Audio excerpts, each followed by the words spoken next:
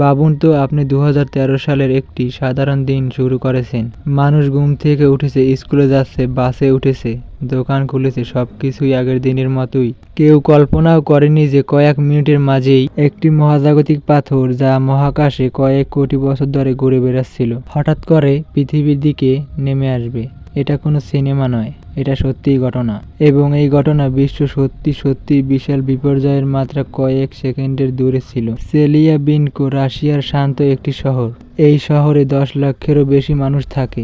এটা সাধারণত শীতের সকাল, কিন্তু 15 ফেব্রুয়ারি 2013 সালের সকালে কেউ জানতো না যে মাথার উপর দিয়ে একটি 20 মিটারের চওড়া আইফেল টাওয়ারের মতো ওজনের একটি পাথর পৃথিবীর বায়ুমণ্ডলে ঢুকে পড়েছে। উল্কাটি পৃথিবীর বায়ুমণ্ডলে ঢোকার সময় গতি ছিল 60,000 কিলোমিটার প্রতি ঘন্টা। এই গতিতে আসা একটা পাথরকে আটকানোর মতো কিছুই নেই। মানুষ প্রথমে ভাবলো এটা কোনো সামরিক ক্ষেপণাস্ত্র। কারো মনে হলো সূর্যের আলো প্রতিফলিত হচ্ছে। কিন্তু হঠাৎই আকাশ জ্বলে উঠল। কয়েক সেকেন্ডের মধ্যেই সবকিছু সাদা হয়ে গেল এবং তারপর উল্কাটি মাটিতে পড়ার আগেই বাতাসে বিস্ফোরিত হলো।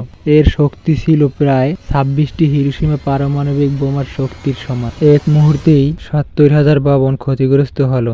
দরজা জানালা ভেঙে উড়ে গেল। 1500 মানুষ আহত হলো। পুরো শহর একেবারে কেঁপে উঠল। এত শক্তিশালী শকওয়েভ ধ্বংস করতে পারত একটি স্টেডিয়াম, একটি হাসপাতাল, পুরো একটি মহল্লা, এমনকি একটি বিমান আকাশেই বিস্ফোরিত হতে পারত। কিন্তু অবিশ্বাস্যভাবে এই দিনই ভাগ্য সহায় ছিল। রাশিয়ায় প্রায় সবাই গাড়িতে ড্যাশ ক্যাম রাখে, যে কারণে এই উল্কার সবচেয়ে সিনেমাটিক এইচডি ভিডিও পুরোটাই ধরা পড়ছিল শত শত ক্যামেরায়। আকাশে আগুনের বল, শহরময় সাইলেন্ট, মানুষকে দৌড়াচ্ছে, কাজ ভাঙছে। এইসব মিলিয়ে ফুটেজগুলো আজও পৃথিবীর সবচেয়ে ভয়ঙ্কর মহাজাগতিক ভিডিও। বিশ্বাস না হলে আপনি ইউটিউবে সার্চ দিয়ে দেখতে পারেন 2013 সালের উল্কা। বিজ্ঞানীরা বলেন এই আকারের একটি উল্কা প্রতি 60 বছর থেকে 100 বছরে একবার পৃথিবীতে এলোমেলোভাবে আঘাত করে, যার বেশিরভাগই পরে সমুদ্রে, জঙ্গলে বা সাগরে, অথবা এমন জায়গায় যেখানে মানুষ থাকে না। কিন্তু একদিন এগুলো সরাসরি কোনো বড় শহরের উপর পড়বে। যদি উল্কাটি 30 সেকেন্ড পর বিস্ফোরণ হতো, বিজ্ঞানীরা হিসাব করেছেন বিস্ফোরণটি যদি শহরের আরো কাছে হতো, যদি এটি মাটির আরো নিচে ভাঙতো, যদি এর শক্তি সামান্য বেশি হতো, তাহলে হাজার হাজার মানুষ মারা যেত, পুরো শহর অচল হয়ে যেত, $10 বিলিয়ন ক্ষতি হতো, এবং এটা পৃথিবীর ইতিহাসে সর্বোচ্চ বড় উল্কা হতো। এই কয়েক সেকেন্ডের সামান্য পরিবর্তন পৃথিবীর ইতিহাস বদলে দিতে পারত। এরকম উল্কা তো আগে আরো বড় পড়েছে। হ্যাঁ, পৃথিবীর ইতিহাসে এমন পাথর অসংখ্যবার আঘাত করেছে, কিন্তু এর মধ্যে একটি এত বড় ছিল যে পৃথিবীর 75% জীব মরে গিয়েছিল। সব জীবনের ইতিহাস বদলে গিয়েছিল। আর সেই আঘাতে ডাইনোসর বিলুপ্ত হয়েছিল।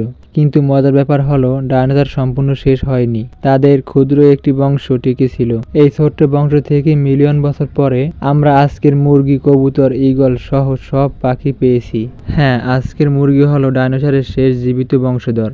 বিশ্ব কখনো কখনো খুব অদ্ভুতভাবে ভারসাম্য তৈরি করে। এই ঘটনাটি বিশ্বকে বুঝিয়েছে মানবজাতি যত শক্তিশালী হোক, পরমাণু বোমা, সেনাবাহিনী, প্রযুক্তি সবকিছুই মুহূর্তে শেষ হয়ে যেতে পারে একটি মহাকাশের পাথরের আঘাতে। এবং এই উল্কাটি ছিল মাত্র 20 মিটার। কিন্তু আমাদের মহাকাশে এমন পাথরও আছে 1 কিলোমিটার, 5 কিলোমিটার, 10 কিলোমিটার পর্যন্ত। সেগুলো পৃথিবীতে আঘাত করে মানবজাতির সভ্যতা বিলুপ্ত করে দিতে পারে, ঠিক রাশিয়ার শহরের মতো। আমরা সত্যিই খুব ভাগ্যবান যে ডাইনোসরের সময় যেই পাথরটি বা যেই উল্কাটি পৃথিবীতে পড়েছিল, তখন আমাদের আল্লাহ পাক সৃষ্টি করেনি। এই ঘটনাটি আমাদের স্মরণ করিয়ে দেয় মহাবিশ্ব বিশাল, অসীম, আল্লাহ পাকের সৃষ্টি অনেক বিশাল বড়, পৃথিবী অনেক ছোট, আর আমরা মানুষ আরো ছোট। এতক্ষণ আপনাদের সাথে ছিলাম আমি মোহাম্মদ সজীব, আপনারা দেখেছিলেন সাইন্স ভাই।